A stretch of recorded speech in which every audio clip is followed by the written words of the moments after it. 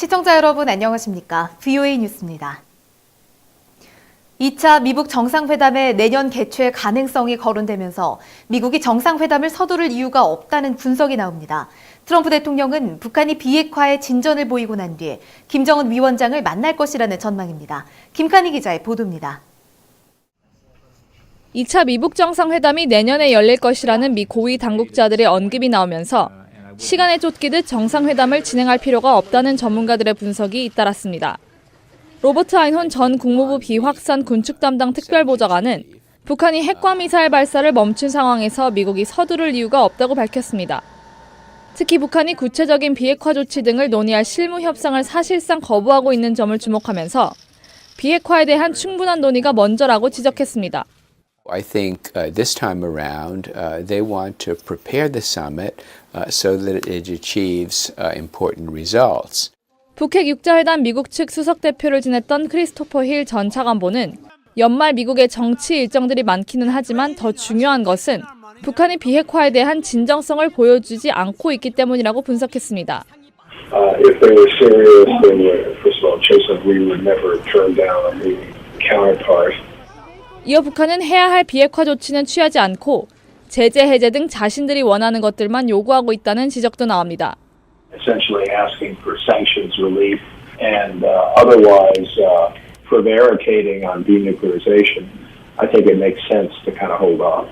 시간 끌기 등 북한의 협상 전술은 이미 간파되고 있다면서 미국은 김정은이 약속한 완전한 비핵화 조치 후 정상회담 개최라는 원칙을 갖고 있을 것이라고 전문가들은 분석했습니다. VOA 뉴스 김칸희입니다.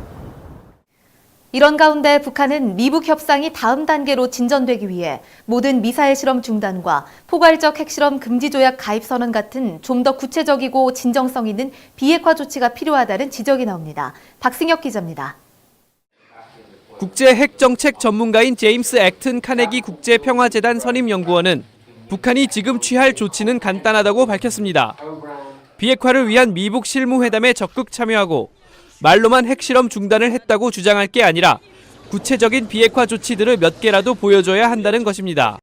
I think there should only be a second summit once negotiators have worked out most of a roadmap for the next few steps forward. 또 핵실험과 미사일 발사 시험 중단만으로는 국제사회가 북한의 진정성을 확인하기 어려운 만큼 북한은 포괄적 핵실험 금지 조약 가입 등 공신력 있는 국제기구 가입 선언도 고려해야 한다고 지적했습니다. North Korea has agreed not to test intercontinental ballistic missiles. We should try to broaden that moratorium to cover all missiles. North Korea has said it won't test nuclear weapons.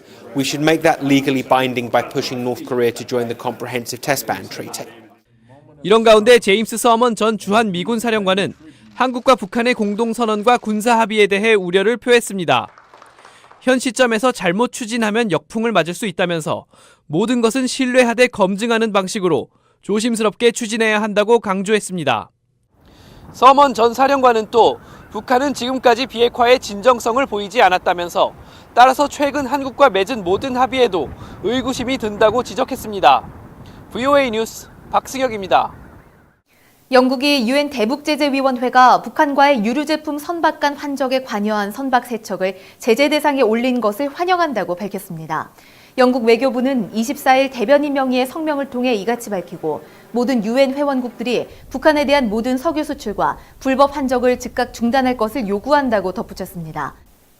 미 국무부가 북한의 종교 박해를 피해 탈북한 지연아 씨의 영상을 공개하고 북한의 지속적인 종교 탄압을 비판했습니다.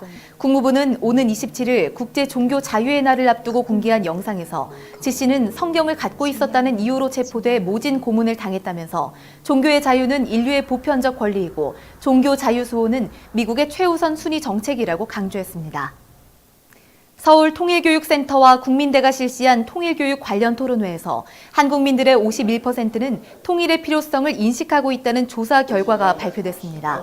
통일연구원의 이 같은 올해 수치는 2015년부터 3년간 수치인 45% 안팎보다는 높지만 지난 2014년 53.7%보다는 낮은 것이며 연령별로는 20대가 40, 60대보다 통일 필요성에 대한 인식이 떨어지는 것으로 나타났습니다.